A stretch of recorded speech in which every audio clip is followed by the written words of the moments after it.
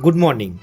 আমরা আজ সকাল সকাল ব্রেকফাস্ট করে এবং তাড়াতাড়ি লাঞ্চ করে বেরিয়ে পড়লাম রস আইল্যান্ডের উদ্দেশ্যে।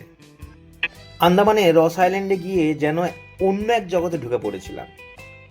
হরিণে শান্ত হেঁটে চলা দৃশ্যটা সত্যি মন ছুঁয়ে যাওয়ার মতো। হরিণগুলো এতটাই নির্ভীক আর স্বাভাবিক ভঙ্গিতে ঘুরে বেড়াচ্ছিল যেন মনে হচ্ছিল এই দ্বীপটা যেন তাদের আসল রাজ্য।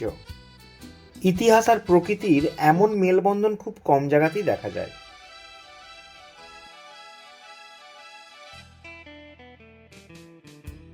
রস আইল্যান্ডের নীরব সবুজে সবসময়ই দেখা যায় সারি সারি হরিণ, যেন বনভূমির ভাসমান স্বপ্ন। ধ্বংসাবশেষে ইটের ফাঁকে ইতিহাস ঘুমিয়ে আছে, আর তারই পাশে নরম পায়ের শব্দে হেঁটে যায় একদল শান্ত প্রাণ। তাদের চোখে অদ্ভুত নির্ভীকতা। মনে হয় মানুষ এখানে অতিথি, আসল অধিকার এদেরই। রোদ ঝরে পড়ছে পাতার ফাঁকে, হরিণগুলো তাতে সোনালি হয়ে ওঠে। মনে হয় দ্বীপটা নয়, একটা কবিতা হেঁটে বেড়াচ্ছে আমার সামনে। রস আইল্যান্ড ইতিহাসের বুক জুড়ে হরিণদের নীরব রাজত্ব। এক সময় ব্রিটিশদের প্রশাসনিক কেন্দ্র ছিল এই ছোট্ট দ্বীপটি।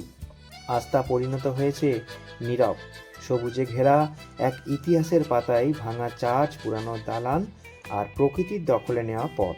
সব মিলিয়ে রস আইল্যান্ড যেন সময়ের এক জীবন্ত সাক্ষী। রস আইল্যান্ডে বসে বসে হঠাৎ চোখে পড়ল যাচ্ছে নটিকা, হ্যাভলক থেকে পোর্ট ব্লেয়ার ফিরছে। এই বোটে করেই আমরা হ্যাভলক কিংবা নীল আইল্যান্ড যাই। আরও বোট যায়, ম্যাক্রুজ আছে, গ্রিন ভিশন আছে, কিন্তু আমরা ম্যাক্সিমাম সময়ে নটিকাতে আমরা জার্নি করার চেষ্টা করি, কারণ এই জার্নিটা খুব কমফোর্ট জার্নি দরকার সমুদ্র পথে। তো আমার মনে হয়, আমার দৃষ্টিতে নটিকা হচ্ছে সবচেয়ে বেস্ট। যাই হোক, এখনকার মতো টাটা, আবার দেখা হবে, ভালো থাকবেন।